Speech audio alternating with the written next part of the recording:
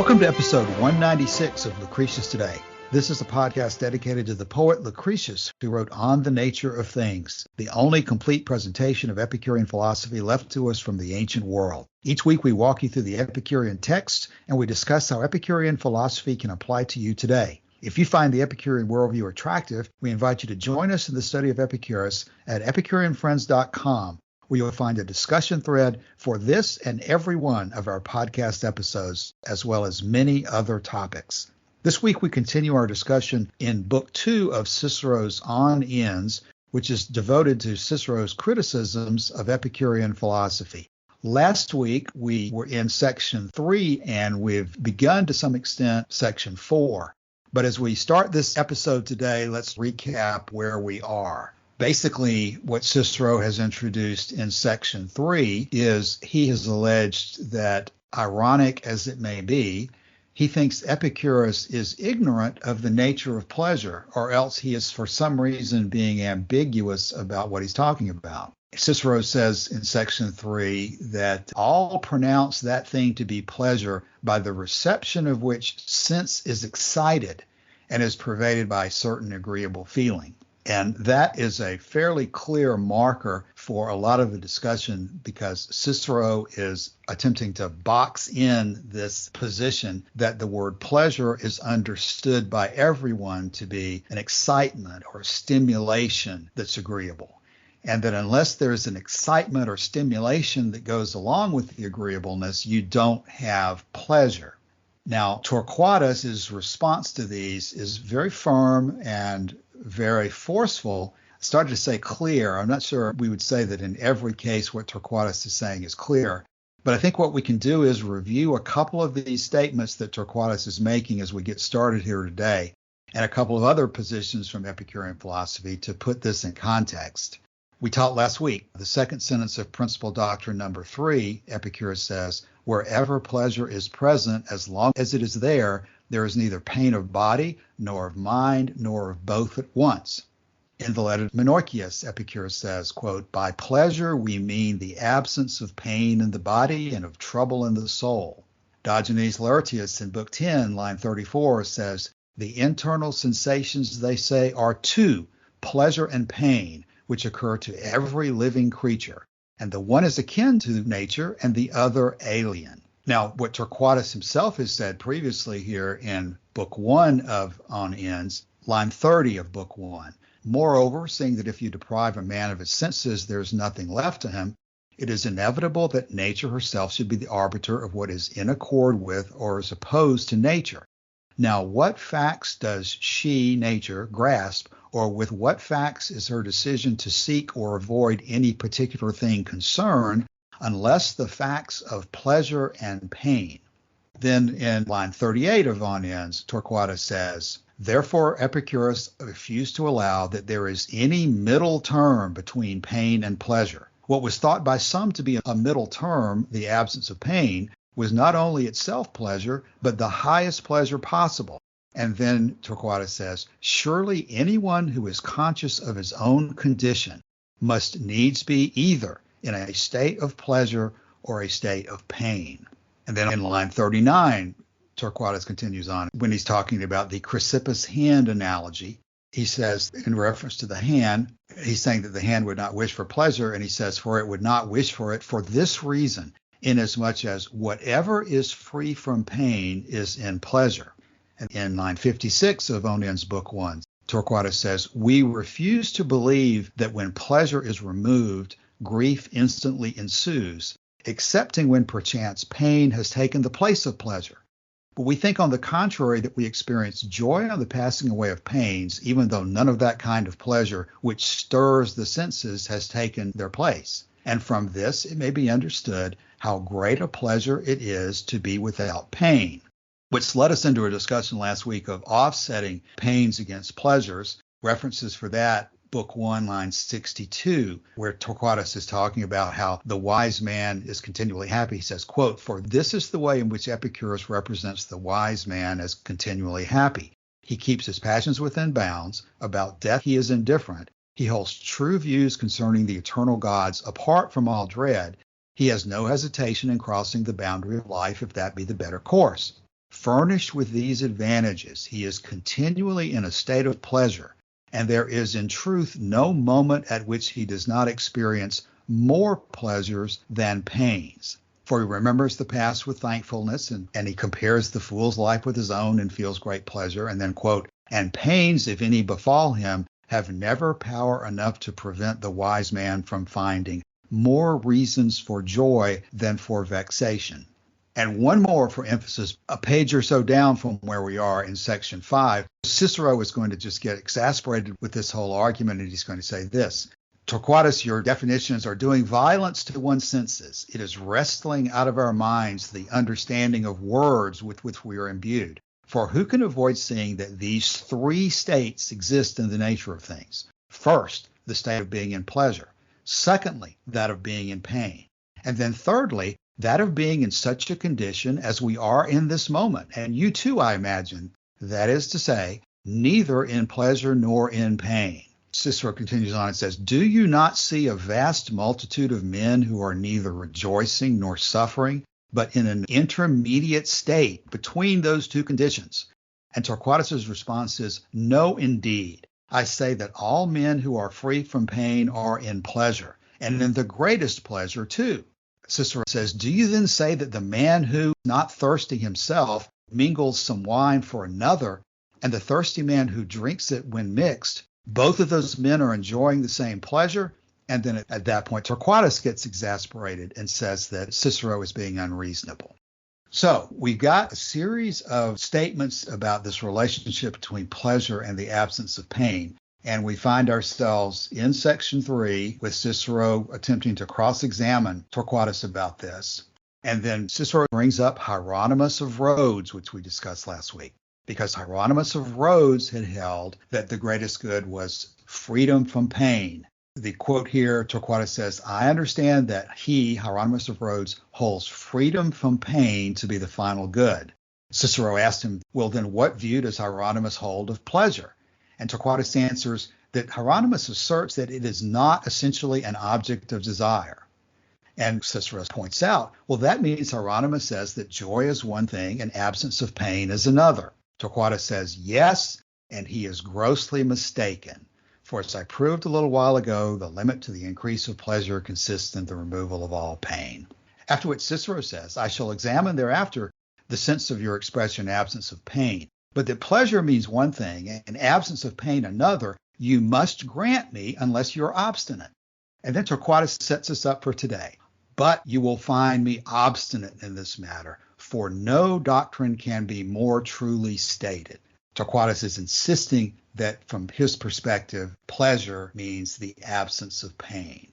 Clear as day or clear as mud? Well, Cassius, part of what makes this difficult is that we have, as you've just read there from the letter to Menoikeus and from Cicero, and we have what Epicurus says in his will. There are a series of claims that are made about the relationship between pleasure and pain, and they don't all necessarily agree with each other superficially. That's not to say that there's not a reading of this massive material where you can find a way to make them all mesh together well, but superficially they appear to disagree, and I think that's a part of the problem. I can add to the problem by quoting Lucretius. This is his section in Book 3 where he's describing the mind as part of the body, that the two are interconnected and in fact just two parts of the same thing.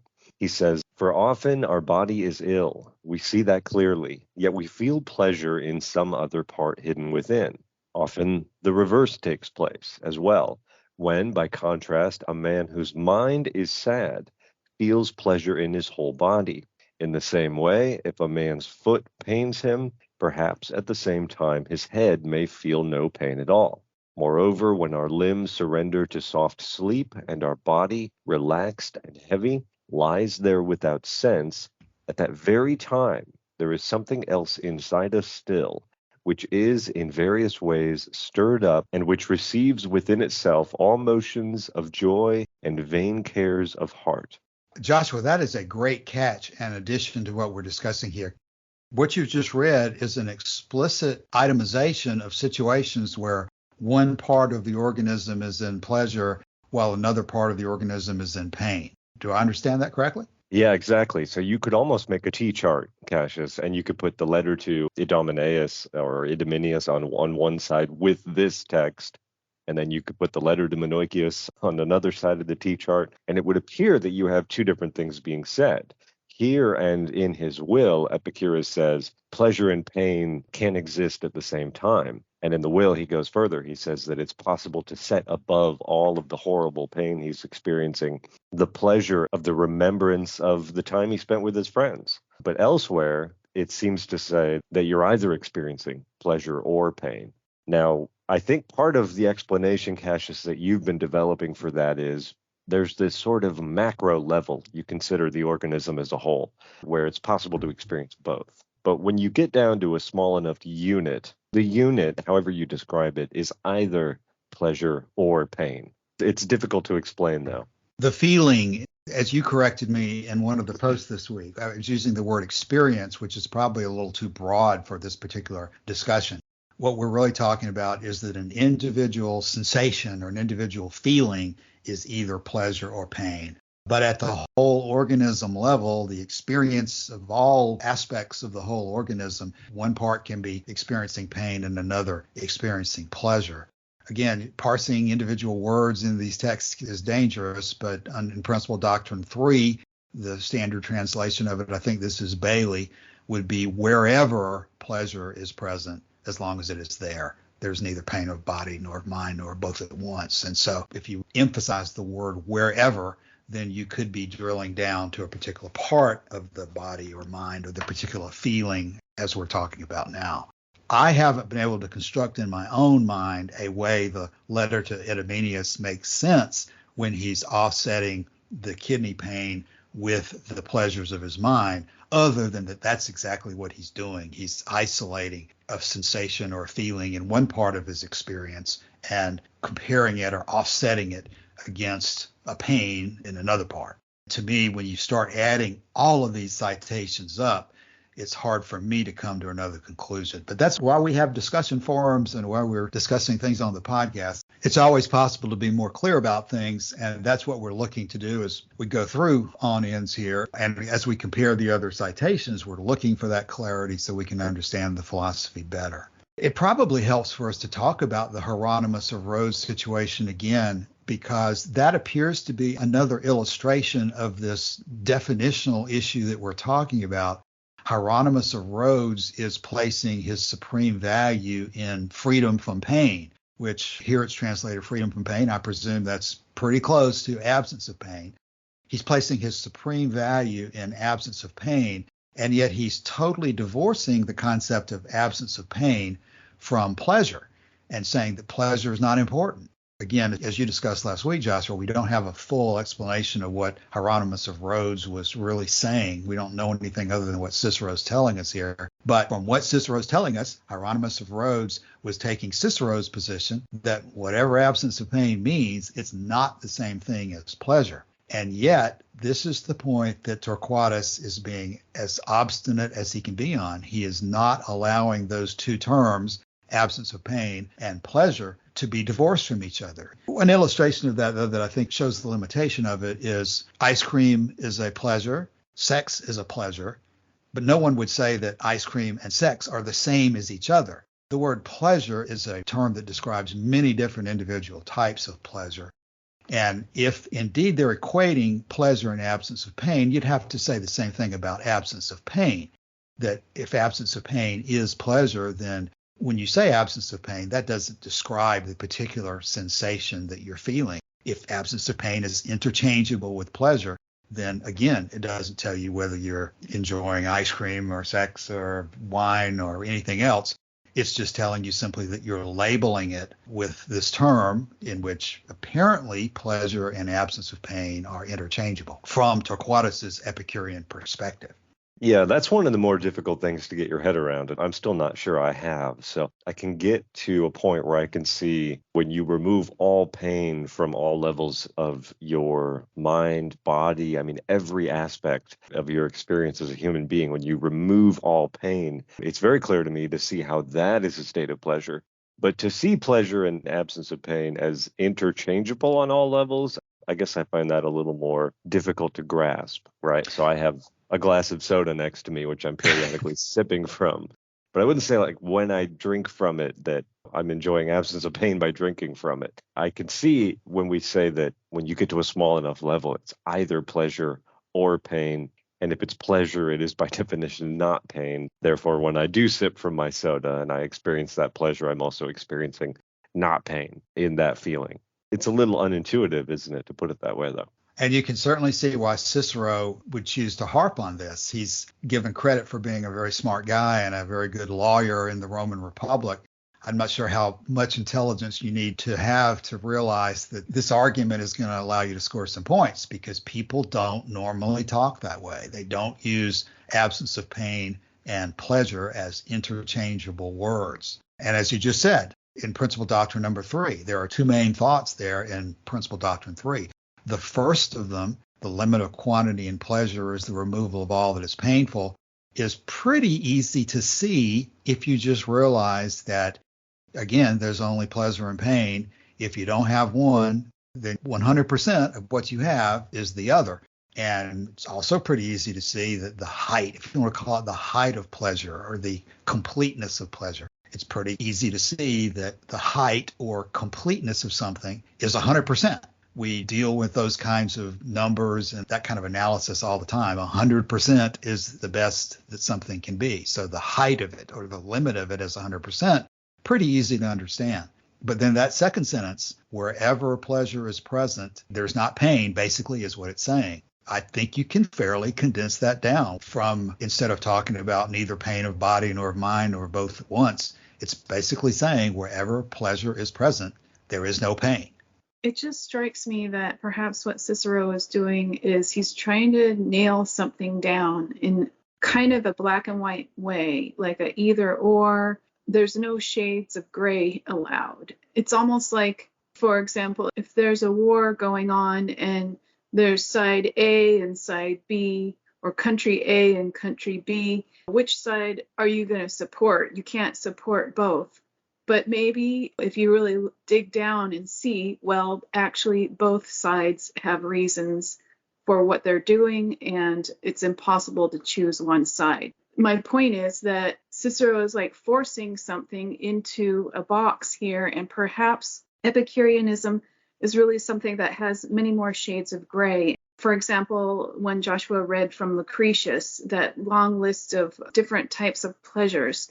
And so perhaps even by the time of Cicero, a certain amount of time had gone by since Epicurus, and the philosophy itself could have been changing, and there could have been some Epicureans who were adopting some kind of black and white kind of way of thinking about pleasure that maybe Epicurus didn't even intend. But of course, this is all just ideas. You can't really know for sure what was going on. Yeah, and Calasini, I would say also that gets back to this question of we really need to take a position in our minds about to what extent we trust Cicero's description of something here.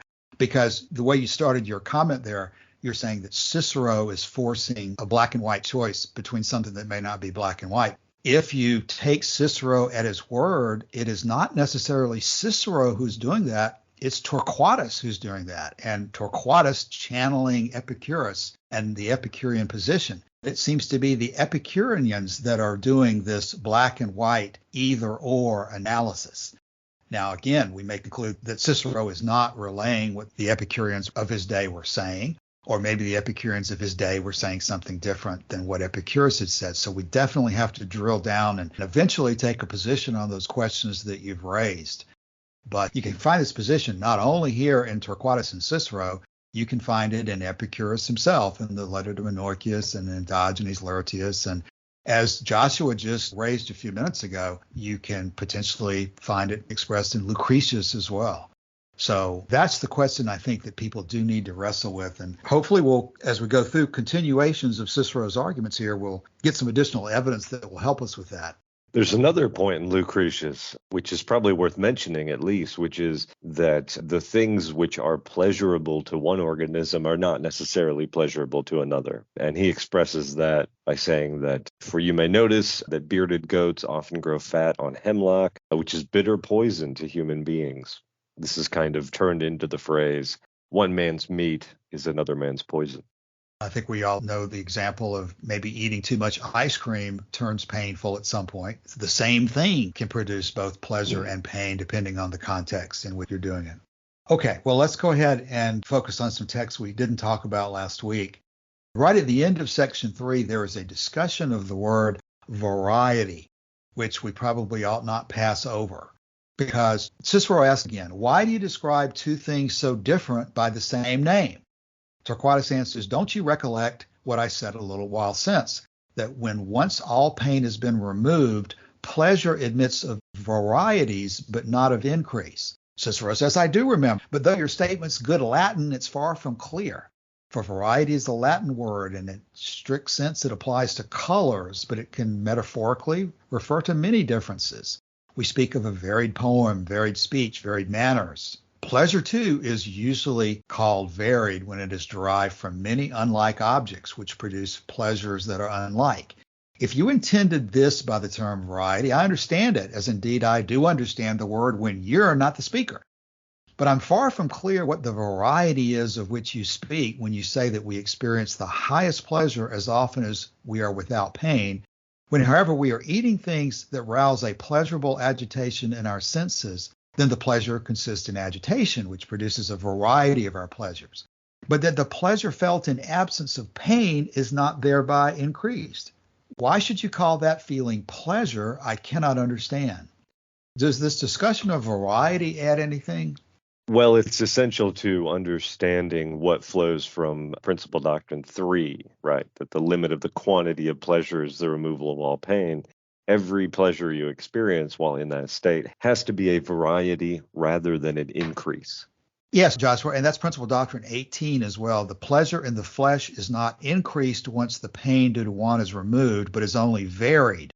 And the limit as regards pleasure in the mind is begotten by a reasoned understanding of these very pleasures and of the emotions akin to them, which used to cause the greatest fear of the mind. You know, this actually brings up some interesting questions about the meaning of Principal Doctrine 18. So maybe this also fits into our discussion of pleasure equaling absence of pain in the sense that the height of pleasure at 100% has not erased the variation of pleasures that have led up to the 100%. That indeed you've had varied pleasures adding up to this level of height of pleasure at 100%. And after you get to the 100%, and you continue to live, you could change the components that are within the 100% mix. That would be an increase in variety, but that variety increase does not take you past 100%. Maybe part of this variety discussion we're talking about is the variety between pleasures that are stimulative and pleasures that are the normal accompaniment of a healthy, pain-free experience. And so then Torquatus continues, can anything be sweeter than to feel no pain? Cicero says, no, be it granted that there's nothing better, for I'm not yet investigating that question. Does it not therefore follow that painlessness, so to call it, is identical to pleasure? For emphasis, this is the point we've been talking about all morning so far. Cicero is backing Torquatus into the corner. Does it therefore follow that painlessness is identical with pleasure, is Cicero's question. And Torquatus's answer is, quote, it is quite identical and is the greatest possible, and no pleasure can be greater. It's almost like he's taking something that you can say, if you really think about it, it's true, but he's twisting it around and making it an absolute. It's going one step further than what I would have ever thought. Joshua already said it earlier in this podcast today, that being without pain is a type of pleasure is one thing, but then seeing that that's the height of pleasure is another thing. But you could also, if you come from a stimulative point of view, if you go to the banquet or the all-you-can-eat buffet and you're there, at a certain point you're going to get full, but if you keep eating, you're going to cause yourself pain. So it's kind of almost a mundane kind of thing finally. If you say, yeah, don't give yourself too much pain by overeating, because the height of pleasure is before the pain of overeating kicks in. So it's kind of like a common sense kind of thing. But Cicero's like taking it into some kind of extreme. Yeah, you're kind of experiencing something, Colosini, that is close to what I'm experiencing, which is I tried to use the analogy recently of kind of like the square rectangle issue, which is like all squares are rectangles, but not all rectangles are squares. I can't find a way to put that exactly, but that's kind of how I feel about this issue of pleasure and absence of pain. It's not necessarily that it's not true to say that at the smallest level of a feeling, that if you're experiencing pleasure, you are not experiencing pain. Yet in that feeling, you can be experiencing pain elsewhere, but that feeling is just one or the other. But it almost, to me, introduces some confusion on the subject. By the way, Cassius, I can quote Plato here from Philebus on this issue of variety, just in case you wanted to include it. Yes, go ahead. Socrates says, "The awe which I always feel, Protrarchus, about the names of the gods is more than human, it exceeds all other fears. And now I would not sin against Aphrodite by naming her amiss. Let her be called what she pleases. Pleasure I know to be manifold, and with her, as I was just now saying, we must begin and consider what her nature is. She has one name, and therefore you would imagine that she is one. And yet surely she takes the most varied and even unlike forms. For do we not say that the intemperate has pleasure, and that the temperate has pleasure in his very temperance? That the fool is pleased when he is full of foolish fancies and hopes, and that the wise man has pleasure in his wisdom? And how foolish would anyone be who affirmed that all these opposite pleasures are severally alike?" That's kind of hard to get around. And then Protrarchus says, "Why, Socrates, they are opposed insofar as they spring from opposite sources, but they are not in themselves opposite. For must not pleasure be of all things most absolutely like pleasure, that is, like itself?" Joshua, I think you get multiple gold stars today for the text that you're interjecting, because that's one that was not in front of me either, just like the Lucretius one. And I think that's exactly on point, that pleasure has one name, but it refers to many different experiences that we find to be pleasurable. And we have to keep both of those concepts in mind as we're discussing it. That's the example from previously in the conversation. The pleasure of sex is not at all the pleasure of ice cream. And yet we describe both of them as being pleasurable. And we're not speaking artificially or negligently or ambiguously by saying that, because we are identifying that there is a common aspect to both of these very different activities. And that common aspect is that they produce in us a feeling of pleasure. So you've got to be able to walk and chew gum at the same time. You've got to be able to talk about pleasure in a generic perspective versus an individual pleasure and individual pleasures, which can differ dramatically from each other. Both perspectives are true, to go back again to the David Sedley issue of how Epicurus is rejecting radical atomic reductionism. Everything may be made up of atoms and void, but that doesn't mean that the body level that we exist on in our world does not also have a truth of its own. It is true to us, just as at the same time we recognize that these bodies are made up of atoms and void. We can talk about pleasure at the same time recognizing that individual pleasures are distinct from each other. Now, my best guess about what Cicero is doing here, DeWitt makes the point that Cicero could not have done such a good job of criticizing Epicurean philosophy if he didn't understand it so well. And I think that that's probably the explanation that we're getting here. I don't think Cicero could have failed to understand that a greater explanation of Torquatus's position is possible. And yet he doesn't put those words here. It doesn't attempt to really go any further. He just takes the position that pleasure and absence of pain are going to be identical without letting Torquatus explain in what respect they're identical. Colosini's comment is directly on point. That's not the way we normally speak. We don't normally talk in Venn diagrams or in algebraic terms. But when we think about it and we start talking about A plus B equals C and those kind of symbolic terms, we can reverse the sides of the equation that those letters are on and come up with the presence of something being equal to the absence of another.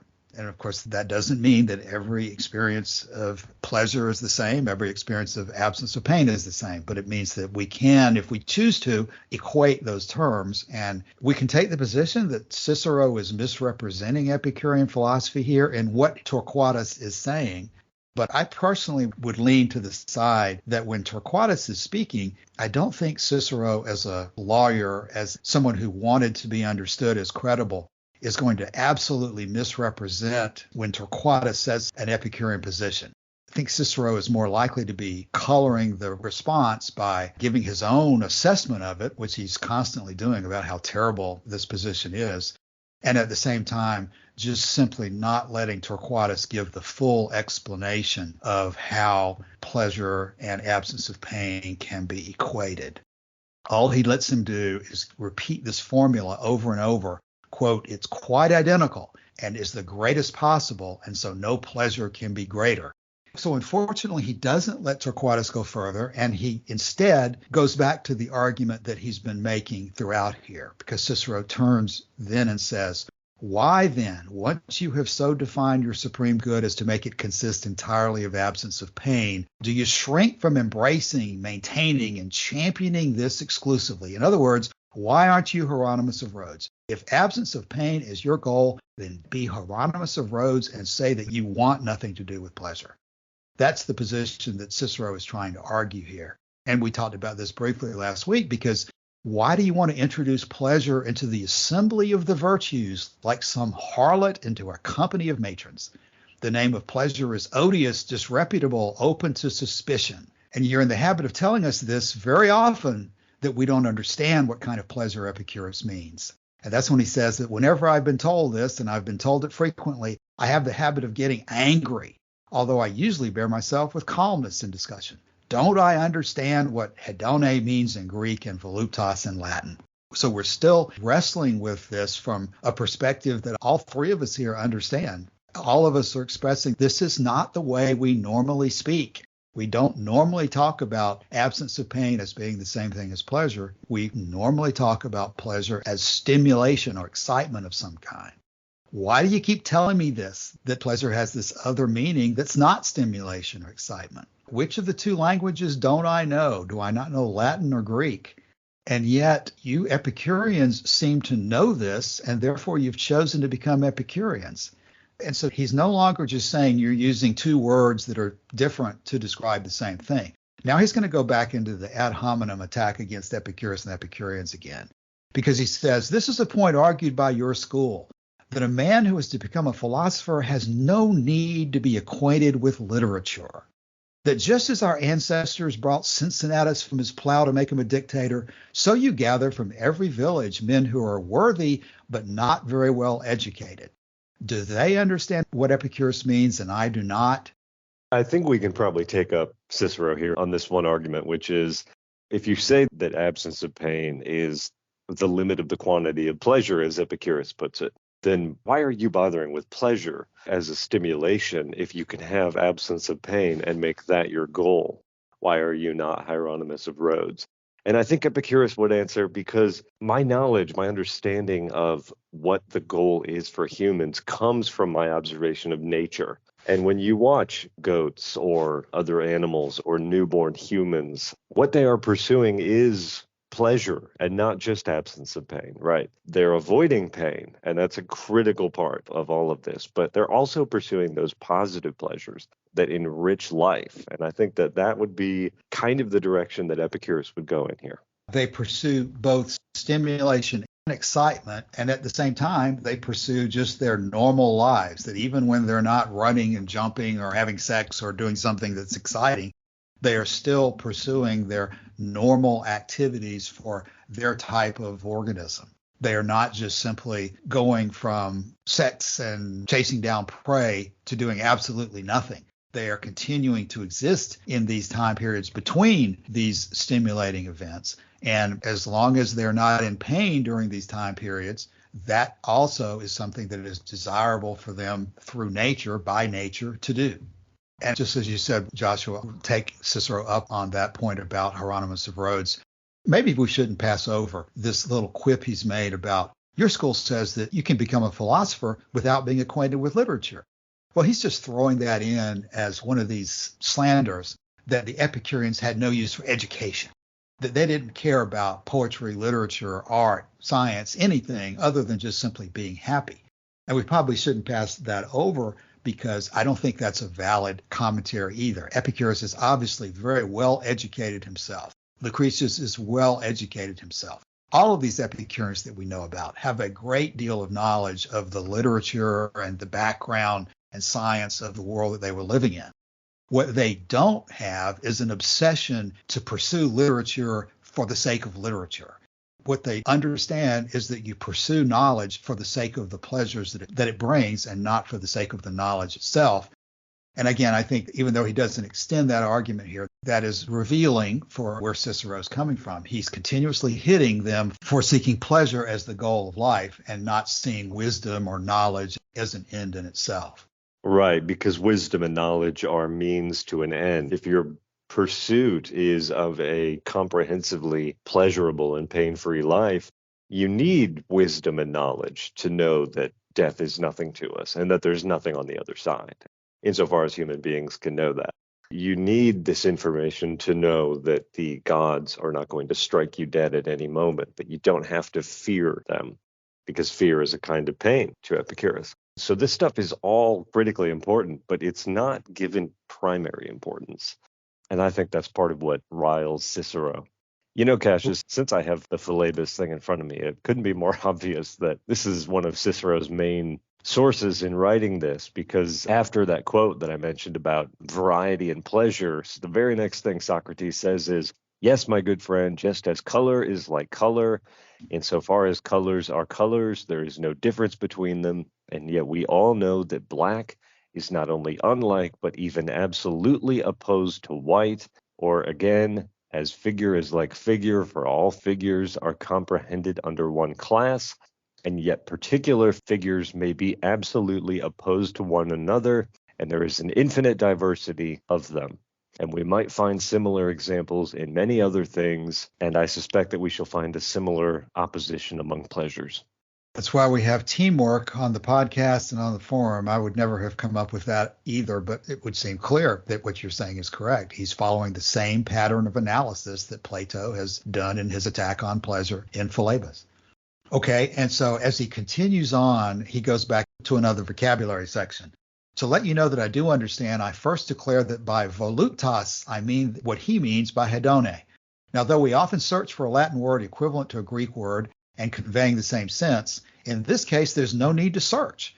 No word can possibly be discovered which more exactly represents in Latin the sense of a Greek word than voluptas. All men everywhere who know Latin denote by this word two things: delight existing in the mind and a sweet, agreeable agitation in the body.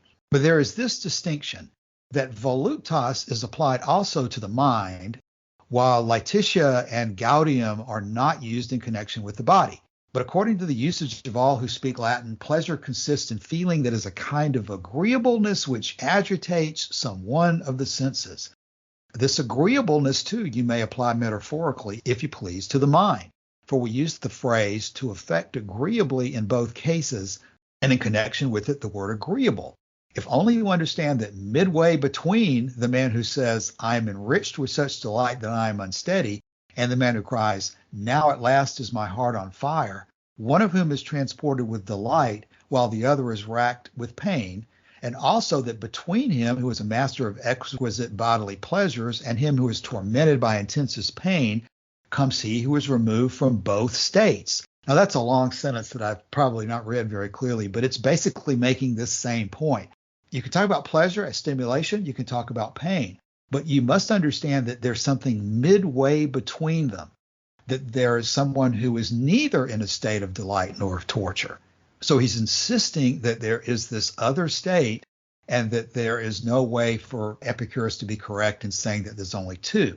Cicero says, "Do you think then that I sufficiently grasp the force of expressions, or am I even at my age to be taught to speak either Greek or Latin?" And putting that aside, even granting that I do not clearly comprehend what Epicurus means, though I believe I have a clear knowledge of Greek, Look to it that there is not some fault in him who uses such language that he is not understood. This happens in two ways without reproof or acceptably. When it's done intentionally, as by Heraclitus, who is styled the dark because he talked about physical science in a very dark language, or when the darkness of the subject matter makes the style difficult, as in the Timaeus of Plato. But Epicurus neither lacks the desire to express himself lucidly and plainly, nor deals with dark subjects as do physical writers, nor with technical matters like the mathematicians. But he speaks on a doctrine which is perspicuous and easy, and which has already spread itself abroad.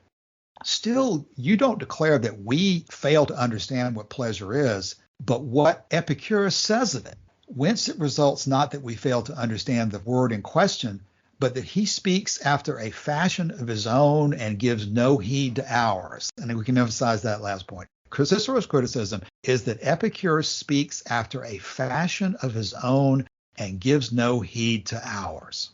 Right. Now, I'm prepared to defend the use of voluptas or voluptas, in part because Lucretius uses it in the very first line of his poem when he describes Venus as delight of gods and men. So what I see Cicero doing here is trying to drive two wedges. One wedge between the body and the mind. A pleasure like voluptas, which has its foot, its impact in both the body and the mind, is in some ways for Cicero tainted. He wants to use these words for mental joy and the joy of wisdom and so forth, because the body is gross. That's kind of how I'm reading this. He wants to talk about pleasure in a way that makes pleasure chaste. And to do that, you have to do like what Christians do today. You have to look to the mind as something beyond and better than the body. But for the Epicureans, this just isn't true. The mind and the body, if they can't be described as one, then they're at least so thoroughly entangled that you can't separate them. So that's one problem. And the other problem is he wants to drive a wedge between this stimulation type pleasure. The word he uses for it is agitation. And of course, the absence of pain that we've been talking about this whole time. But Lucretius, it seems to me, is quite happy to use the word voluptas. I know Don on the forum a couple weeks ago made a post that was something to the effect that it wasn't at all necessary for Cicero to take voluptas as the Latin translation of hedone, that you could translate it in different ways and so forth, and that colors Cicero's argument here, which is probably true. But even insofar as the word is voluptas, which is the word, again, that Lucretius uses, I see no problem in defending the Epicureans on this point for several reasons. One, pleasure is not a harlot among the virtues. It doesn't even make sense to talk in those lines. This is the same Cicero who wrote so disparagingly of Leontian for having the gall as a woman to write philosophical tracts or papers. So this is Cicero trying to defend a very rigid, stratified social order, and he sees the Epicureans as a kind of threat to that. But that doesn't mean that they're wrong. Right, Joshua. I think the point I would emphasize there, I think you're right on both of the categories that I heard you speak about, that there is a implicit pitting of the body against the mind. And I think it helps us to think in those terms. We're so indoctrinated into Christian analysis, and we have this spirit versus the flesh orientation, and we immediately can understand how somebody who is referring to the body is being negative and someone who is referring to the spirit is being positive. And we can easily understand that kind of a pitting of one against the other. But I would also say it's really important here to understand the second of the two things that you mentioned, that what they're really talking about here, in addition to the value judgment that Cicero is giving about the body versus the mind, the two things that they're really pitting against each other are the pleasures of stimulation versus the pleasures of normal existence. And that's where people don't normally talk in those terms. They normally talk in terms of the body versus the mind, and whether it's indoctrinated or some other word, they've been conditioned to understand that mind is superior. But the real issue of vocabulary that Cicero is complaining of here, and I will say this, when Cicero says that, quote, he speaks after a fashion of his own and gives no heed to ours, there is more than a grain of truth to that. Epicurus is using the word pleasure to include both of these two types of pleasures, stimulation and normal life. And people don't normally talk in those terms. And so when Cicero complains that there's an unusual usage going on here, he's right. Now, the point you've also made is there's nothing wrong with Epicurus's usage. As DeWitt says, that people would be better off if they did think that way. And there's justification for thinking that way. But most people don't think that way. And so Cicero's got this wedge that he's hammering in here for all that it's worth. So as we think about responses to Cicero's complaint that Epicurus is having a non-standard usage of pleasure, there's a context to this that we should begin to get familiar with, because obviously Epicurus talks about gods. That word God is a word that everyone is familiar with. And yet Epicurus's definition and understanding of a god is very, very, very different than Cicero's understanding of what a god would be, or the understanding that most people's definition of the word God would be. You could probably do the same thing in terms of virtue, because Cicero and most other people think that virtue is some kind of an absolute standard that you can understand, that courage is the same thing in no matter what context you're in. And yet Epicurus is using the word virtue in a much more flexible way, in a much more relative way, to describe a type of activity that ends up successfully bringing pleasure or reduction of pain.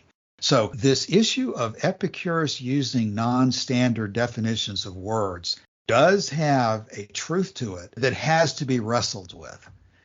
Epicurus is using the term pleasure in a wider term than everyone else does. We're defending him on the grounds that it's legitimate to do so. But Cicero's right.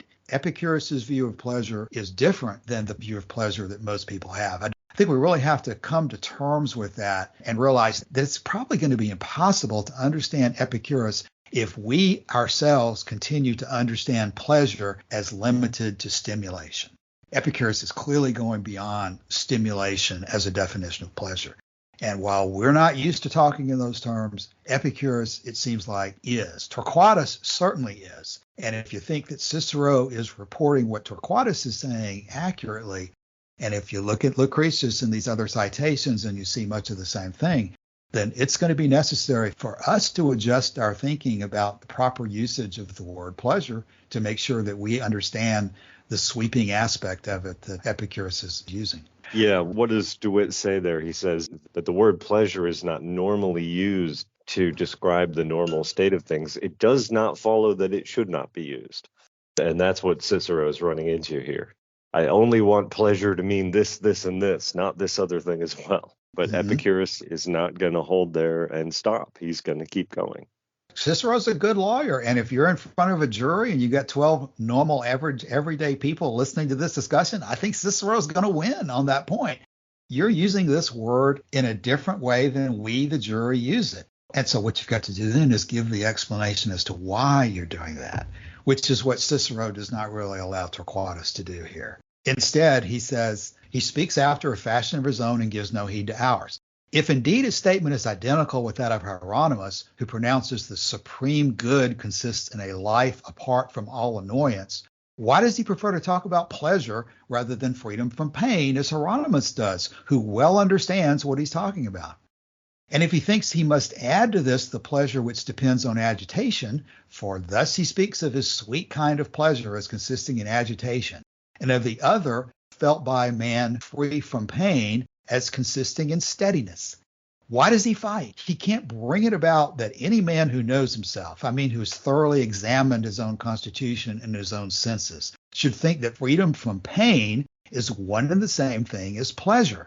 It's as good as doing violence to the senses, Torquatus, to uproot from our minds these notions of words which are ingrained in us. Why do you fail to see that there are in the nature of things three states? One when we're in pleasure, another when we are in pain, and third, the state I'm in now, and I suppose you too, when we are neither in pain nor in pleasure. Thus he who's feasting is in pleasure, while he who's on the rack is in pain. But don't you see between these extremes lies a great crowd of men who feel neither delight nor sorrow?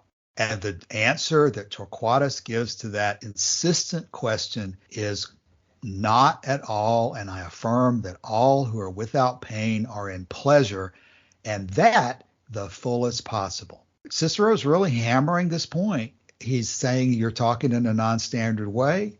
Why in the world don't you understand that there's people who are on the rack in pain? There's people who are in delight, in pleasure, and yet in between there is a great crowd of men who feel neither delight nor sorrow. Yeah, Cicero is clearly well invested in reaching this conclusion. And what Cicero is saying is not so completely impenetrable that people won't immediately agree with him. I think a lot of people will agree with him. When you ask someone how they are, it's like, well, I'm all right. I'm not great, not bad. I'm just, yeah. It's kind of the way that people think anyway. So you can see what Cicero is latching onto here. But for the Epicureans, this approach does not work. To be alive, really, is to experience the pleasure of being alive. And just because that's a different kind of pleasure to the pleasure of eating ice cream doesn't mean it's not pleasure. Right. And probably here in the dialogue, here in this exchange, is where Cicero should have allowed Torquatus to go into the type of explanation we're talking about here and give more background. But instead of giving a further explanation, what Cicero says, basically what you're saying, Torquatus, quote, therefore he who, not thirsty himself, mixes mead for another, and he who, being thirsty, drinks the mead, are in just the same state of pleasure. Cicero is attempting to reduce this to the absurd by saying, you're telling me, Torquatus, that the host who mixes wine and gives it to a guest is in the same state of pleasure as the guest who drinks the wine, that they are just in the same state of pleasure. That's the attempt by Cicero to draw this out to Torquatus and back him into a corner. And instead of letting Torquatus answer that, Cicero has Torquatus say this: make an end of questioning, if you please. And I said at the outset that I preferred to have it so. Foreseeing just what has come about, I mean logical quibbles. So Torquatus, instead of giving a longer explanation, just says that Cicero, you're being ridiculous. Now you're just chopping words or giving a logical quibble by supposing that the host who pours the wine is in the same state of pleasure as the guest who drinks it. What do you think the Epicurean response to that analogy or that hypothetical would be? Is it fair to say that the host dispensing the wine is in the same state of pleasure as the guest who drinks it? Is there a way to apply both of these perspectives, the whole organism perspective and the individual pleasure perspective, and make sense and produce a good response to that hypothetical? That's a really good question. Let's talk for a little bit about the pleasure that the host is experiencing, right? Are they experiencing what you described just there, if I understood you, Cassius, as a sort of whole organism kind of pleasure? Or are they experiencing the pleasure of hosting, the pleasure of hospitality? I'm sure we all know people like this.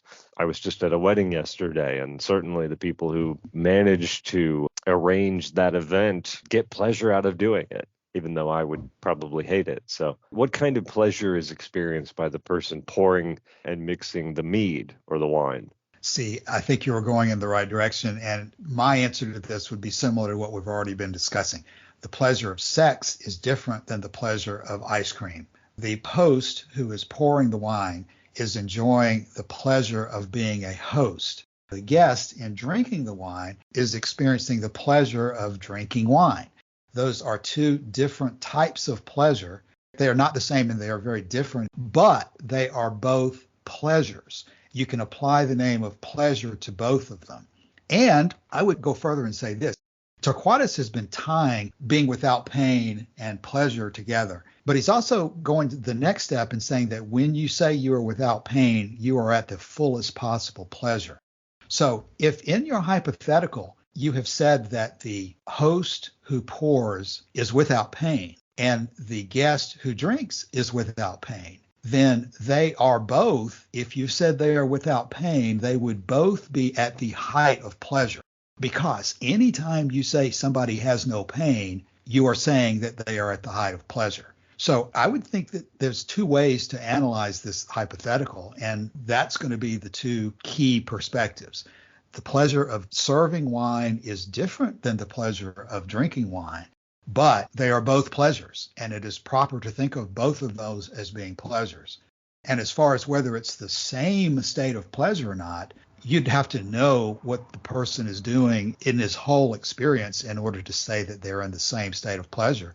But one thing you can say is, just as Torquatus is doing, if you stipulate that the host is not in pain, and if you stipulate that the guest is not in pain, then what you have said is that both the host and the guest are both in the same state of pleasure, which is 100% pleasure, because you've said they have no pain. Yeah, I agree. But Cicero would prefer to talk about logic.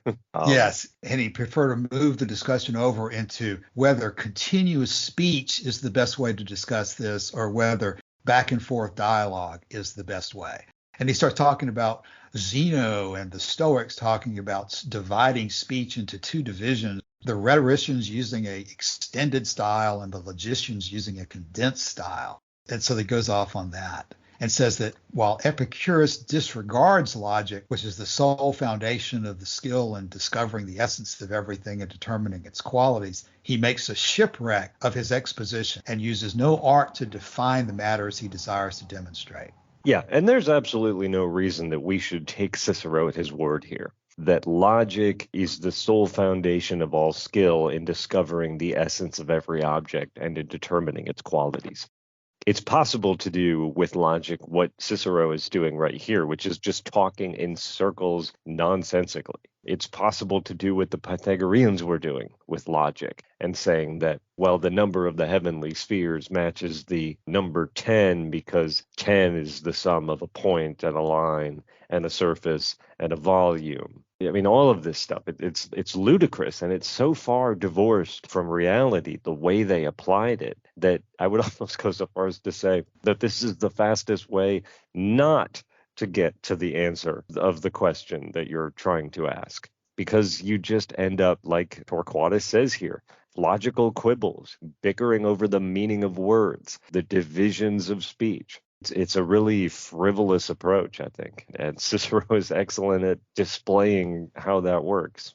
Probably time for us to begin to come to the end of today's episode, because the next thing that Cicero picks up here is, I would say, even more controversial and questionable fact-wise. Where he's going to go next is, he says to Torquatus, you declare pleasure to be the supreme good, and therefore you have to unfold the nature of pleasure, because otherwise you can't make the object of the inquiry clear. And then Cicero goes on to say that, well, what Epicurus should have done is just simply combine as his greatest good these pleasures of stimulation and these pleasures of normal life. Yep, but he says, and adopt two kinds of ultimate good, right? And not call them both pleasure, I guess, is Cicero's continual problem. Is the word pleasure and what it means. And I think DeWitt is absolutely right on this point. Do you have that quote to hand, Cassius? I was paraphrasing earlier. Yes, it is page 240 of the DeWitt book. He said, the extension of the name of pleasure to this normal state of being was the major innovation of the new hedonism. It was in the negative form, freedom from pain of body and distress of mind, that it drew the most persistent and vigorous condemnation from adversaries. The contention was that the application of the name of pleasure to this state was unjustified on the ground that two different things were therefore being denominated by one name. Cicero made a great to-do over this argument, but it is really superficial and captious. The fact that the name of pleasure was not customarily applied to the normal or static state did not alter the fact that the name ought to be applied to it, nor that reason justified the application, nor that humans would be the happier for so reasoning and believing. So that's the issue that we're struggling with, and it's certainly not easy for us today to shift this perspective from thinking of pleasure as limited to stimulation. But that seems to be the issue that is before the House. Let's go ahead and have closing thoughts for today. Calasini? One thing that was sticking out in my mind was the idea of, it's pretty obvious as well, that pleasure can refer to many different types of feelings. So I guess there's a parallel to the idea of snow, that Eskimos have a lot of words for the word snow. whereas we just have the word snow. So there's a problem there if we just have this word pleasure for something that has so many different kinds of ways to apply it in different kinds of feeling tones. And I think this is all very important to get clear about for modern Epicureans to understand the philosophy, because obviously it's one of the main parts of the whole philosophy regarding pleasure and the role of pleasure in life. Yeah, it might well be true that there's no more central question in Epicurean philosophy than this understanding of the word pleasure referring to more than just stimulation, but also to the normal, pain-free state of life, and that this expansion of the view of pleasure underlies everything else going on in what Epicurus is talking about. Joshua? Well, I just wanted to say that according to a text by a Roman grammarian and the teacher of actually Jerome, who translated the Bible from Greek into Latin, Aelius Donatus, who wrote a sort of short life of Virgil, he says that Virgil assumed the toga virilis, the toga of manhood, on the same day that the poet Lucretius died, and that day was October 15th. And we're recording this actually on October 15th. So it would probably be very fitting to end with, well, a sort of toast, I suppose, to Lucretius, who was said to have died on this day, and to Virgil, who was in many ways his successor as a poet in the Roman world. Happy death day / birthday to those two. Some people think, by the way, also that Lucretius was born on the same day, or there are conflicting sources. Well, Joshua, I really appreciate your bringing those quotes from Lucretius in today. And that's a good place to end the episode, because a lot of people seem to think Lucretius is of interest only for his physics. But there's embedded within Lucretius's approach both the epistemology, the canonics, and the ethics. And these citations that you've raised today are good illustrations, I think, of how Lucretius, in conveying the philosophy to Memmius, the person he was writing to, he's explaining not only physics, but also Epicurean ethics and the way to live in a way that if we dig into it and begin to recognize those issues that he's talking about, we can see the same insight that permeates the rest of the Epicurean text. Okay, I think we've had a good discussion today. We'll be back in a week. In the meantime, please drop by the forum. Let us know if you have any comments or questions on this or any of our other episodes. Thanks for your time today. We'll see you next week. Bye.